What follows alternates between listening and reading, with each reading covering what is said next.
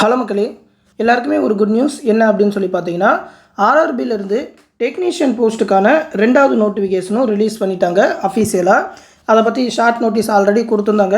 ஒரு 9000 vacancy around அப்படின்ற மாதிரி சொல்லியிருந்தாங்க, ரிலீஸ் பண்ணுவோன்னு சொல்லியிருந்தாங்க. இப்போ கரெக்டாக பார்த்தீங்கன்னா 9144 வேக்கன்சி அப்படின்னு சொல்லி நோட்டிஃபிகேஷன் ரிலீஸ் பண்ணிட்டாங்க. ஒரு நல்ல விஷயம் என்னன்னாக்கா, தமிழ்நாட்டுக்கும் நல்ல வேக்கன்சி இருக்குது. 833 வேக்கன்சி கொடுத்துருக்குறாங்க. அதில் இன்னொரு மெயினான விஷயம் என்னன்னாக்கா, போன தடவை ஏஎல்பியோட ஜாயின் பண்ணி இந்த டெக்னீஷியன் போஸ்ட்லாம் வச்சப்ப 2 எக்ஸாம் எழுதுகிற மாதிரி இருந்தது. இந்த தடவை பார்த்தீங்கன்னா ஒரே ஒரு எக்ஸாம் தான். ஒரு சிபிடி எக்ஸாம் கிளியர் பண்ணிட்டீங்கன்னா போதும், ஜாப் உங்களுக்கு கன்ஃபார்ம் ஆயிரும். அதில் வேறு டெக்னீஷியன் கிரேட் 3 தான் சிக்னலில் போன தடவை ஜாயின் பண்ணியிருந்தாங்க.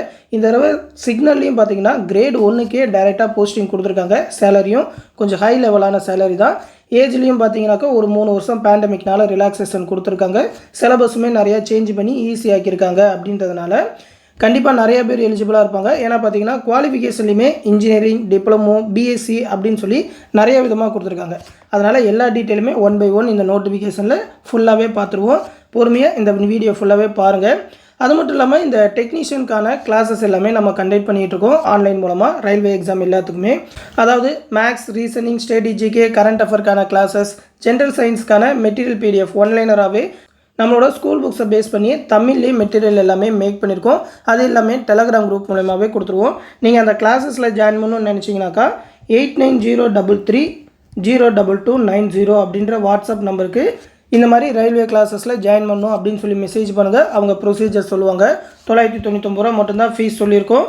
டெலகிராம் குரூப் மூலமாகவே ரெக்கார்டட் வீடியோஸாகவே கிளாஸஸ் எல்லாமே ப்ரொவைட் பண்ணிடுவோம். ஆல்ரெடி நம்ம சேனலில் ஃபுல்லாகவே ஃபாலோ பண்ணியிருந்தீங்கன்னா தெரியும். இந்த ரயில்வே எக்ஸாம் எல்லாமே ஒரு 3 எக்ஸாம் கிட்ட நான் கிளியர் பண்ணியிருக்கேன். சிபிடி எக்ஸாம் எல்லாமே. இந்த எக்ஸாம்ஸ் பற்றி எனக்கு நல்லாவே எக்ஸ்பீரியன்ஸ் உண்டு, என்னென்ன மாதிரிலாம் கேட்பாங்க அப்படின்னு சொல்லி. அதை விட ரொம்ப ஈஸியாகவே இந்த தடவை எக்ஸாம் ஆக்கியிருக்காங்க. அப்படின்றதுனால கண்டிப்பாக நிறைய பேர் ட்ரை பண்ணலாம். இந்த நோட்டிஃபிகேஷனை பொறுத்த வரைக்கும் பார்த்தீங்கன்னா இன்னையிலேருந்து 9/3/2024 அப்ளை பண்ணலாம் அப்படின்னு சொல்லியிருக்காங்க. நேற்று நைட்டு நோட்டிஃபிகேஷன் ரிலீஸ் பண்ணாங்க. அப்ளிகேஷன் இன்னையிலேருந்தே ஸ்டார்ட் ஆகிடுச்சு. அப்ளை பண்ணுறது எப்படின்னு தனியாக நம்ம சேனலில் வீடியோ போடுறேன். ஏன்னா பார்த்தீங்கன்னாக்கா கொஞ்சம் கேர்ஃபுல்லாக தான் அப்ளை பண்ணணும். ஏன்னா உங்களால் அந்த கிரியேட் அண்ட் அக்கௌண்ட் டீட்டெயிலாம் மாற்ற முடியாது. நீங்கள் ஆல்ரெடி ஏஎல்பிக்கு அந்த அக்கௌண்ட் எல்லாமே க்ரியேட் பண்ணிங்கன்னா அதை வச்சு தான் அப்ளை பண்ணுற மாதிரியும் இருக்கும். அதனால் ஒரு தடவை நம்ம சேனலில் அப்ளை பண்ணுற வீடியோவை பார்த்துட்டு அப்ளை பண்ணுங்கள். அவசரம்லாம் பட வேணாம். 1 month டைம் கொடுத்துருக்காங்க அப்படின்றனால பொறுமையாகவே அப்ளை பண்ணலாம். 8/4/2024 வரைக்கும் அப்ளை பண்ணலாம். அதனால் அவசரப்பட்டு அப்ளை பண்ணி தப்பு பண்ணிடாதீங்க. அந்த அப்ளிகேஷனில் ஏதாவது தப்பு பண்ணிவிட்டு எடிட் பண்ணணுனாலும் 9/4/2024 18/4/2024 பண்ணிக்கலாம்னு சொல்லியிருக்காங்க. பட் அதுக்காக எக்ஸ்ட்ராவாக ஒரு 250 ரூபாலாம் பே பண்ணுற மாதிரி ஆயிரும். அதனால் கொஞ்சம் வெயிட் பண்ணி அப்ளை பண்ணுங்கள். அடுத்து பார்த்தீங்கன்னா டெக்னீஷியன் கிரேட் 1 சிக்னலுக்கு லெவல் 5 சேலரி சொல்லியிருக்காங்க. 29,200 ஸ்டார்ட் ஆகும். டைரெக்டாகவே கிரேட் 1 போஸ்டிங்கு. ஸ்டார்டிங் சேலரி அலவன்ஸ்லாம் சேர்த்து 35,000-40,000 வரைக்கும் கூட வரும், நீங்கள் ஒர்க் பண்ணுற ஜோனை பொறுத்து. அடுத்து technician grade 3 level 2 salary 19,900 salary start ஆகும். இதுக்கெலாம் பார்த்தீங்கன்னா மெடிக்கல் ஸ்டாண்டர்டும் B1 அப்படின்ற மாதிரி தான் கேட்குறாங்க. அதாவது A1 லெவல்லாம் கேட்கல. A1னாக்கா அந்த விசலில் 6/6 கேட்பாங்க. ஆனால் இப்போ அப்படி கிடையாது. நீங்கள் கிளாஸ் போட்டிருந்தா கூட 2 போஸ்டிங்குமே அப்ளை பண்ணலாம். பட் பவர் வந்து ரொம்ப அதிகமாக இருக்கக்கூடாது. அது எல்லாத்தையுமே பின்னாடி பார்ப்போம். ஏஜ் லிமிட்டை பொறுத்த வரைக்கும் டெக்னீஷியன் அந்த கிரேட் 1 சிக்னலுக்கு 18லேருந்து 36 வயசு வரைக்கும் அப்ளை பண்ணலாம். கிரேட் 3க்கு 18லேருந்து 33 வயசு வரைக்கும் அப்ளை பண்ணலாம். 3 வருஷம் பேண்டமிக்னால ரிலாக்ஸேஷன் கொடுத்துருக்காங்க. இது இல்லாமல் கம்யூனிட்டி வைஸாக ரிலாக்ஸேஷன் 5 வருஷம் 3 வருஷம்னு ரிலாக்ஸேஷன் உண்டு. அதாவது 41 வயசு வரைக்கும் 39 வயசு வரைக்குமே நீங்கள் அப்ளை பண்ணலாம். அது எல்லாத்தையுமே பின்னாடி பார்ப்போம். அந்த கிரேட் 1 சிக்னலில் 1092 போஸ்டிங் சொல்லியிருக்காங்க. கிரேட் 3ல் பார்த்தீங்கன்னாக்கா 8052 அப்படின்னு சொல்லி மொத்தமாக 9144 வேக்கன்சி சொல்லியிருக்காங்க. ஒரு நல்ல வேக்கன்சி தான். ஷார்ட் லிஸ்ட் ஆகிற கேண்டிடேட் பார்த்தீங்கன்னா டேரெக்டாக 1:1 அப்படின்னு சொல்லி தான் செலக்ட் பண்ணுவாங்க. அதாவது ஒரு போஸ்டிங் ஒரு ஆள் அப்படின்னு சொல்லி தான் ஷார்ட் லிஸ்ட்டே பண்ண போகிறாங்க. அதில் எலிஜிபிளாக இல்லைன்னா தான் மற்றவங்கள கூப்பிடுவாங்க. இதில் பார்த்தீங்கன்னாக்கா 1:10 அப்படின்னு சொல்லி நிறைய பேரை ஷார்ட் லிஸ்ட் பண்ணி வச்சுக்கிட்டு அவங்க எல்லாரையும் வெயிட் பண்ணுற மாதிரிலாம் இருக்காது. கொஞ்சமாக அதை கரெக்டாக ஒரு போஸ்டிங் ஒரு ஆள்னு ஷார்ட் லிஸ்ட் பண்ணி தான் செலக்ட் பண்ண போகிறோம் அப்படின்ற மாதிரி சொல்லிட்டாங்க. ப்ராசஸ் எல்லாத்தையுமே கொஞ்சம் ஈஸியாக்கணும் அவங்களுக்கு அப்படின்ற மாதிரி பார்த்துக்கிட்டாங்க.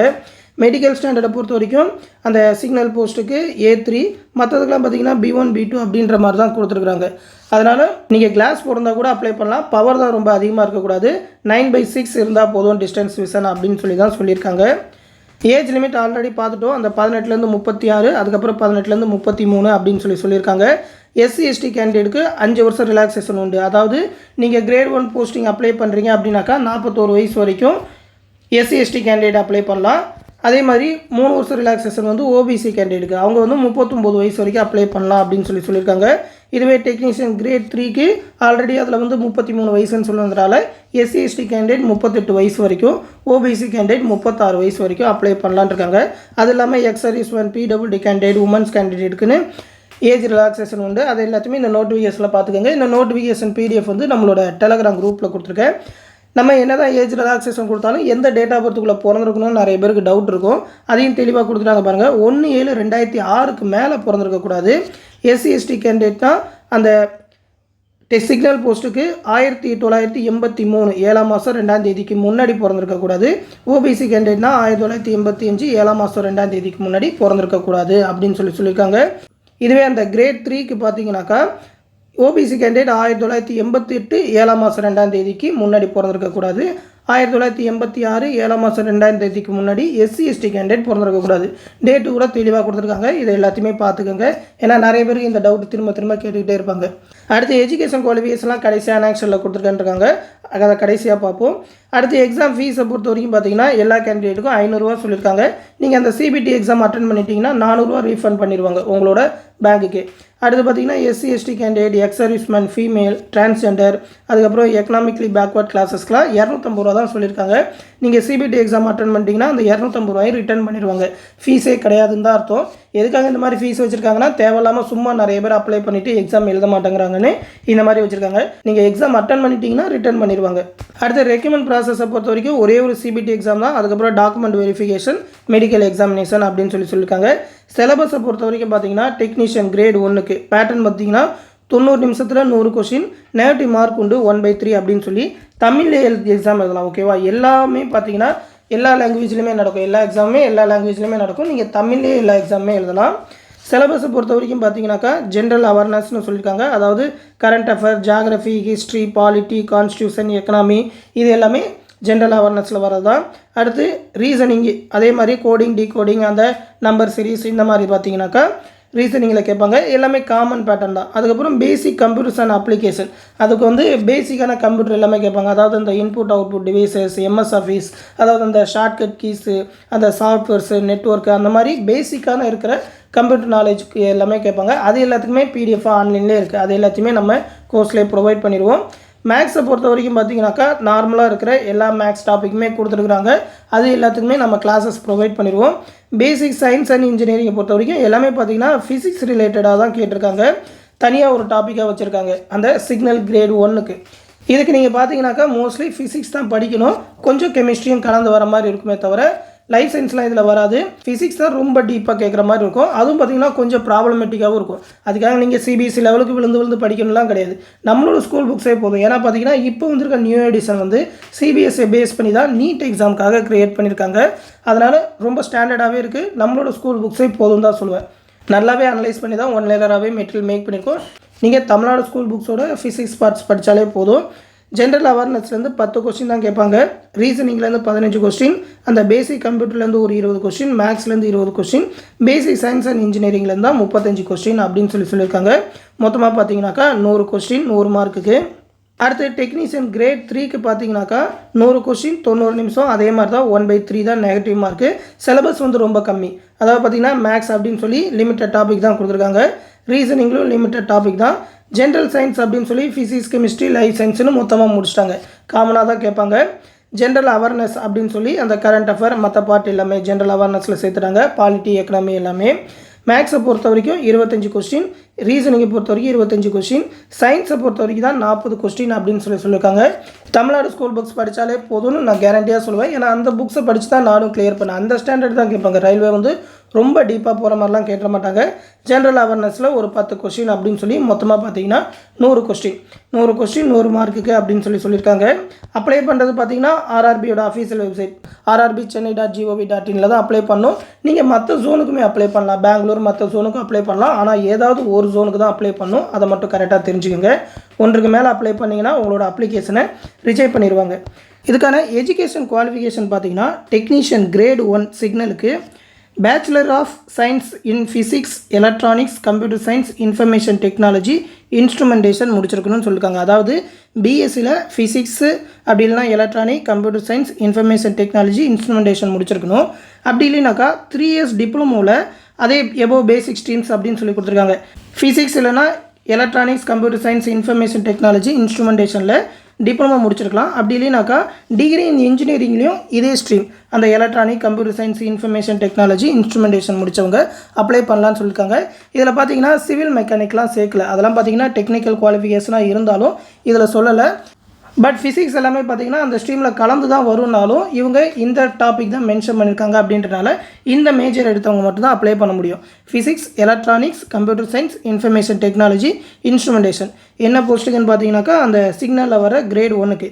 இதுவே கிரேட் 3க்கு பார்த்தீங்கன்னாக்கா எல்லாத்துக்குமே தனித்தனியாக கொடுத்துருக்காங்க. அதாவது அந்தந்த ஐடி ட்ரேடை பொறுத்து நீங்கள் 10th முடிச்சிருந்து அந்த ஐடிஐ முடிச்சிருக்கணும்.